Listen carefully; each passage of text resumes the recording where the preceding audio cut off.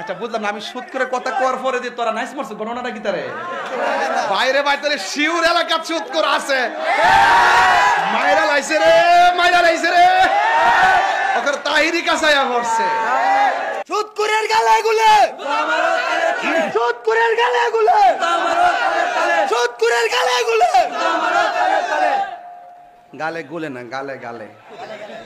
Bangla bars না গালে গুলে বলে কোন বইয়ে লেখা আছে নি গুল এই বাইরে তুমি সুদ খাইলে আমার বাপের কোনো অসুবিধা নাই আমি তোমার দুঃখে দুঃখী হইছি সুদের ৭২-৭০টা গুনাহ সর্বনিম্ন গুনাহ হইল নিজের মায়ের লগে জিনা করা এ বেফতার তুই যে সুদ খাস তোর উপর তো ফতোয়া পড়তেছে প্রত্যেকটা টাকা হাসরের ময়দানে সাপ হবে সাপ তোর ফেরের ভিতরে ঢুইকা তোরে কামড়াইব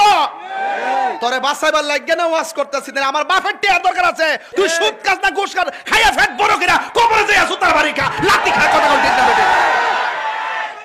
আল্লাহু আকবার ইয়া রাসূলুল্লাহ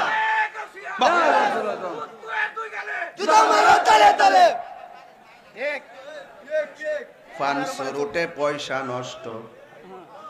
যুবক নষ্ট মদে কুসমাজে গেরাম নষ্ট খাদক নষ্ট সুদে বাজান কইতাম নি আমার তো বাজান ডর করে তাই রে হুজুর ধরে না ধরলে ছাড়ে না তুমি কোটি টাকার মালিক হইতে পারো মসজিদের সদস্য হওয়ার যোগ্যতা তোমার না বেটা খাইতে খাইতে ফেড আয়ে কইতে কইতে মুখ আয়ে বাজান আপনি সুদ খাইলে আমার কি তৈব কোন গামলা বইরা খান পেট বড় করেন কবরে গিয়ে জুতার বাড়ি খান হাসরের ময়দানে সাপের ছুবল খান আপনি ব্যাংকে লক্ষ টাকা রেখে যান রেখে আপনি কবরে চলে যান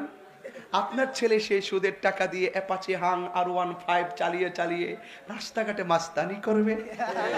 আর আপনার গলে গলে কবরে জুতার বাড়ি চলবে এই জন্য সন্তানকে সুদের টাকার মালিক বানাইবার আগে মানুষের বাচ্চা বানায়া যান কথা কন যেই সন্তান আপনার জন্য কবরের পারে গিয়ে আপনার জন্য দোয়া করবে কথা কন ঠিক না ফানসরুটে পয়সা কইতাম নি বাজান আচ্ছা বুঝলাম না, আমি সুদ করে কথা কর পরে দিয়ে তোরা নাইস মারছ গণনাটা কি তারে বাইরে বাইরে শিউর এলাকা সুদ করে আছে মাইরা লাইছে রে ওকর তাহিরি কাছায়া পড়ছে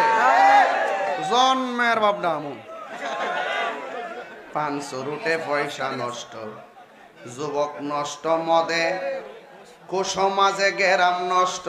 খাদক নষ্ট সুদে